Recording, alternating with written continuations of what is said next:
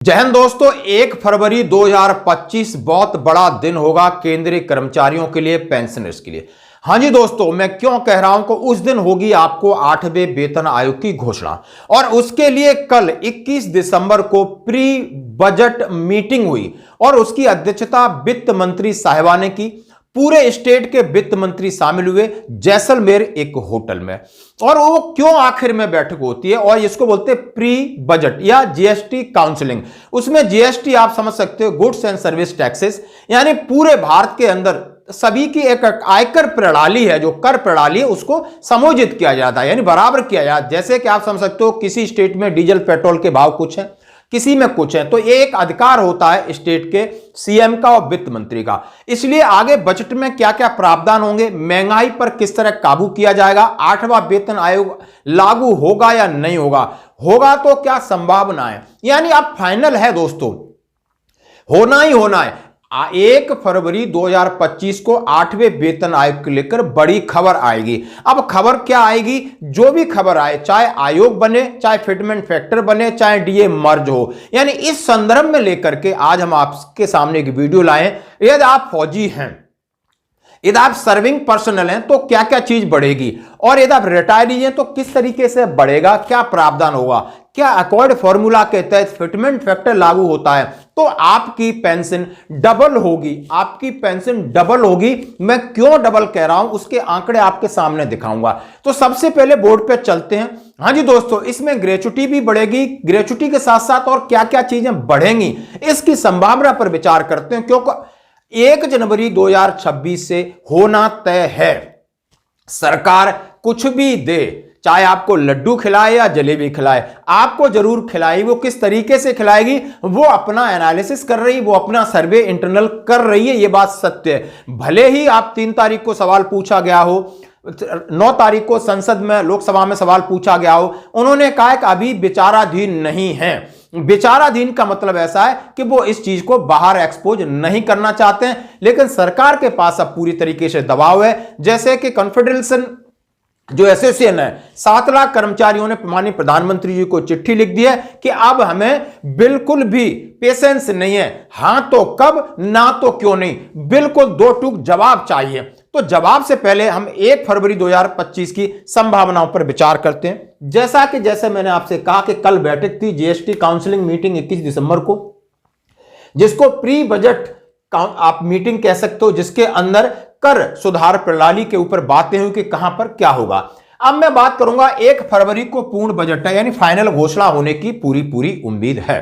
अब मैं बात करूंगा 8वां वेतन आयोग में क्या चीजें बदलती हैं जो हम अब सब समझते हैं, यानी आपकी पे स्केल बदलेगी। आप ये सर्विंग है तो आपकी पे स्केल बदलेगी, और वो कैसे बदलेगी, फिटमेंट फैक्टर से बदलेगी।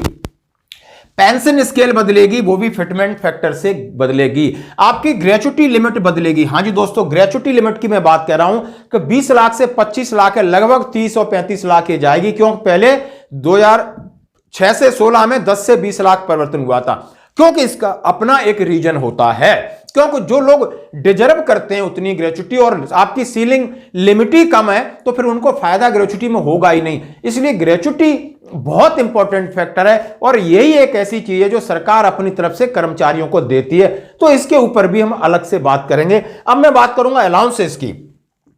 अलाउंसेस में भले आपका चिल्ड्रन एजुकेशन अलाउंस हो, आपके ट्रांसपोर्ट आपके अलाउंस हो, आपके CIL की अलाउंस हो, आपके CICT वाले अलाउंस हो, आपकी हार्डशिप अलाउंस हो, और आपके ये तमाम अलाउंसेस एक परसेंटेज बेस पे बदलेंगे। चाहे आप सेना के अंदर हैं, आप और कहीं इंस्ट्रक्टर अलाउंस है, तमाम अलाउंसेस हैं वो एक परसेंटेज फैक्टर के हिसाब से बदलेंगे।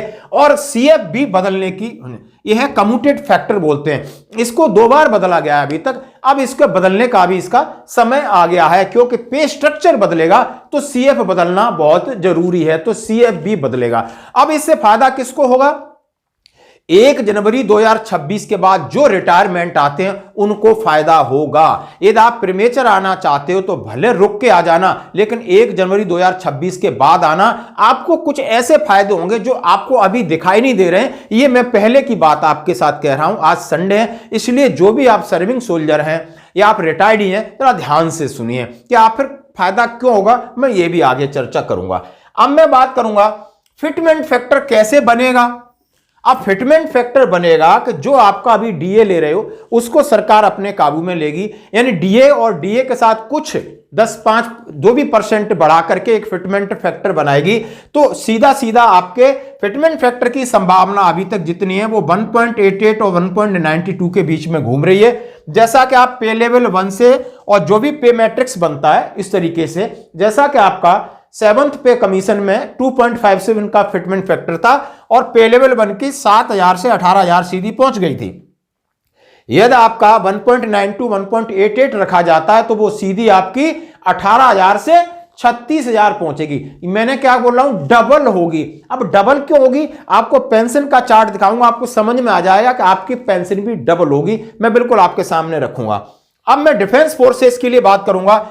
चाहे आप पे लेवल, जहां हमारा पे लेवल 3 से सिपाही शुरू होता है, चाहे आप कलर सर्विस करके आओगे या प्रीमेचर, सबके लिए पहले तो ये लागू है।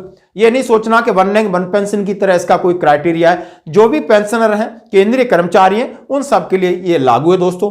अब बेसिक पे into fitment factor new basic पे होगी। अब ये न्यू बेसिक पे होगी वो कब से लिया जाएगा, आधार क्या होगा इसका, दिसंबर 2025, यानी जो दिसंबर 2025 में आप मूल वेतन ले रहे हो उसको फिटमेंट फैक्टर से मल्टीपल के आपका नया मूल वेतन बनेगा। इसी तरह आपकी मिलिट्री सर्विस पे जो आप 5,200 ले रहे हो उसमें फिटमेंट फैक्टर मल्टीपल होगा तो न्यू एमएसपी बनेगी। बाकी अलाउंसेस परसेंटेज के हिसाब से वर्कआउट किए जाएंगे दोस्तों। अब मैं बात करूंगा पेंशन की, तो basic pension into fitment factor. अब जो फिटमेंट फैक्टर बनेगा वो आपकी बेसिक पेंशन, यानी आपकी पेंशन अब तो बढ़ने वाली है नहीं, कोई इंक्रीमेंट तो लगता नहीं, तो 2025 में यानी दिसंबर 2025 में जो आपकी बेसिक पेंशन है उसमें सीधा आपको मल्टीपल फैक्टर या फिटमेंट फैक्टर है वो बनके नई पेंशन होगी।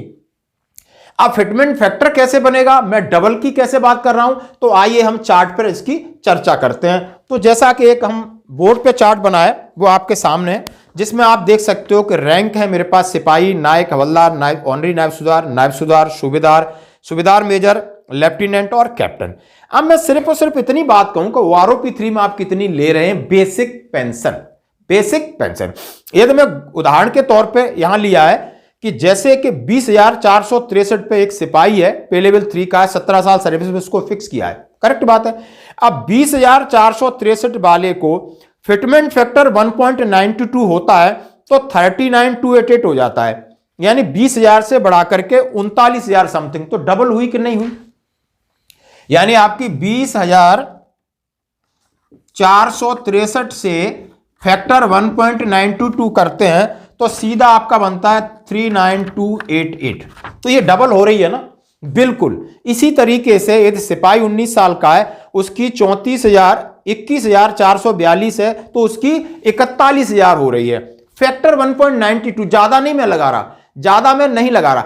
अब इसमें कुल बढ़ोतरी की भी बात करूंगा, जैसे कि मैंने सिपाही 17 साल वाले की, अब मैं डीए 63% इसमें ऐड कर देता हूं, 63% ऐड करूंगा 20,000 इसमें, तो उसका डीए लगा के 33,355 तो वैसे ही हो रही है, 33,355।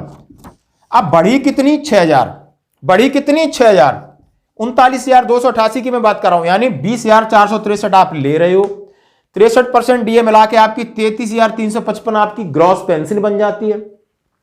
सरकार फिटमेंट फैक्टर लगाएगी तो इस पे लगाएगी आपकी बेसिक पे और सीधा जंप बेसिक कर जाएगी, डीए 0 हो गया। तो दिखने में कितना लग रहा है, 20,000 से 39,000, दुगना हो गया, 40,000 के आसपास पहुंच रही है। लेकिन बढ़ कितनी रही है, ध्यान रखना, 3 से 6,000 बढ़ रही हो, इतनी तो आपकी बनती है, सरकार कोई एहसान नहीं कर रही।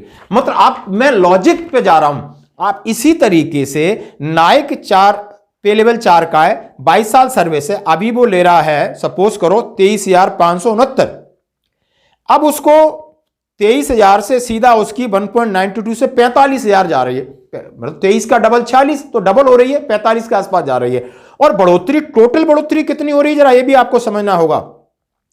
टोटल बढ़ोतरी सिर्फ 7,000 हो रही है, क्योंकि डीए मिला के उसकी 38,000 तो 39,000 तो वैसे ही हो रही है, तो बढ़ कितनी रही है, पहले 5-6,000 बढ़ रही, फिर 7,000 नायक की बढ़ रही है। तो आप, ये फैक्टर रिलायबल है, सरकार इतना कम से कम देगी, कि आपको 6,000 तो बढ़ाएगी, लेकिन मूल वेतन में सीधा ठक डबल 100% बढ़ोतरी का कॉलम है ये। इसीलिए मैं बोल रहा हूं, ये आपकी पेंशन की बात कर रहा हूं। यार आप हवलदार हैं तो 24,763 है, डीए मिला के आपकी 40,000 हो जाती है, और फैक्टर 48, 24 दूनी 48 पे पहुंचता है, तो डबल हो रही है। और यहां बढ़ कितना रहा है, आप समझ सकते हो करीब 7,500 से 8,000 बढ़ रहा है।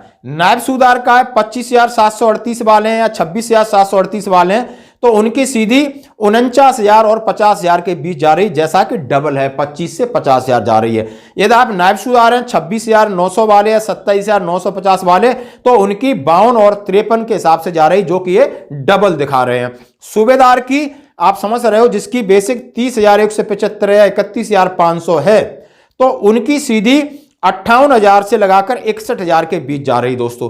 सूबेदार मेजर हैं 34,575 हैं, तो उनकी जाकर के 68,000 के आसपास जा रही है। लेफ्टिनेंट और कैप्टन जो 43 वाले हैं वो 87 पे 88 पे जा रहे हैं, यानी डबल से भी थोड़ा ज्यादा, और लेफ्टिनेंट भी डबल से थोड़ा ज्यादा जा रहे हैं। ये बिल्कुल सत्य है, ये फैक्टर है। अब आपको हमने समझाने के लिए ये आपके सामने रखा कि सरकार तो डबल बढ़ा रही है, डबल 100% आपकी बढ़ गई, लेकिन डीए भी 63% है, तो 63% के बाद कितना बढ़ रहा है, आपको जितना देगी 37%, यानी 100% बढ़ रही, तो 63% तो आपका अपना है, तो बचा कितना आप समझ सकते हो, 37% है। 37% का जो इंक्रीज है वो उसी तरीके इन दोनों को मिला के एक फिटमेंट फैक्टर निकलेगा, वो चाहे 1.88 और 1.90 के आसपास घूमेगा, जिससे आपकी सैलरी आप पे लेवल 3 की 5,000, 6,000, 7,000, 8,000, 9,000, 10,000 इस तरीके से बढ़ने की पूरी संभावना है। अब ये रिपोर्ट है जो कि हमने आपसे कही। अब जो सर्विंग सोल्जर है उनकी जो मूल वेतन है उसमें सीधा फैक्टर होगा, एमएसपी में होगा, फिर जुड़ेगा अलाउंसेस है, तो वो भी लाखों में जाएंगे। अब जब ग्रेचुटी की मैं बात करूं, ग्रेचुटी की कि आप पेंशन आ रहे हो, अब पेंशन आप आ रहे हो 1 जनवरी 2026 में, और गलती से प्रीमेचर में 25 में आ गए, तो जो ग्रेचुटी की फायदा है वो आपके लिए नुकसान बनेगा। आपकी पेंशन में थोड़ा बहुत सुधार होगा, लेकिन लगभग आप समझ सकते हो 25 से 30% आपको घाटा होगा। इसलिए प्रीमेचर भी आते हो, आंख बंद कर लेना, 2026 में कूद के आना, सीधी सी बात है। मैं आपके लिए बहुत सारी चीजें हैं, मैं कंप्यूटेशन फैक्टर की बात करूं वीडियो बड़ा हो जाएगा, लेकिन साथ साथ मैं इसके ऊपर जरूर अपने सैनिकों को जो के रिटायरमेंट आने वाले हैं, जो रिटायरमेंट बेनिफिट में क्या फर्क पड़ेगा, तमाम चीजों में क्या फर्क पड़ेगा, लगातार अपडेट देता रहूंगा। धन्यवाद।